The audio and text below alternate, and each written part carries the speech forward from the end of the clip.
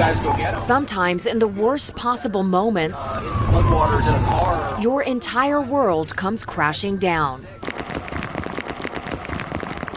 As Hurricane Harvey ravaged Houston, 9-year-old Stephen Garay suffered a medical breakdown.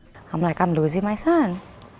I'm losing my son. Stephen had a triple organ transplant when he was just 2 years old in Nebraska 7 years ago. He had had no problems until 2 days after Hurricane Harvey hit, and it happened fast.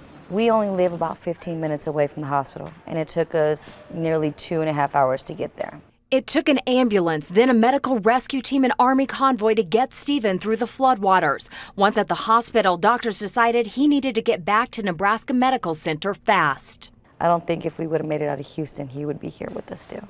That's because once here, Stephen's family was dealt a devastating blow. He has PTLD, an extremely rare cancer. And it's all here, running down his heart, liver, stomach, bones, knees, ankles, feet. As he fights for his life, his family, including their 2 other kids, are renting a small room at the hospital. We left, and we left with nothing. But despite their city being nearly destroyed and their son now battling cancer, they still feel blessed.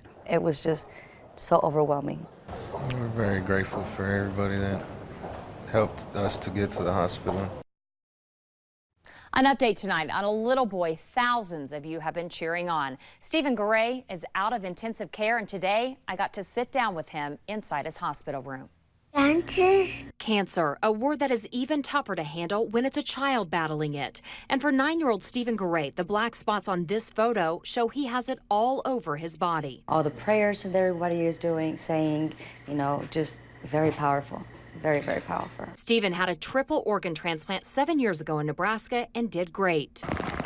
But then 2 days after Hurricane Harvey ripped through Houston, his family found themselves in a medical emergency. It took an ambulance. And then what truck showed it?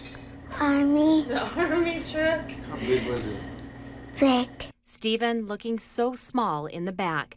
After life flight and a private plane, he never lost his smile, and he made it here to Nebraska Medicine. I'm feeling more love now here than I've ever have anywhere else. After we first shared Stephen's story, donations started flooding in. From Stephen's new shoes, and his brother Javen got a pair too. What do new shoes make you do? Run fast. These boys have spent nearly all their time in the hospital, where they play and still have a little sibling rivalry. You can't play with my stuff.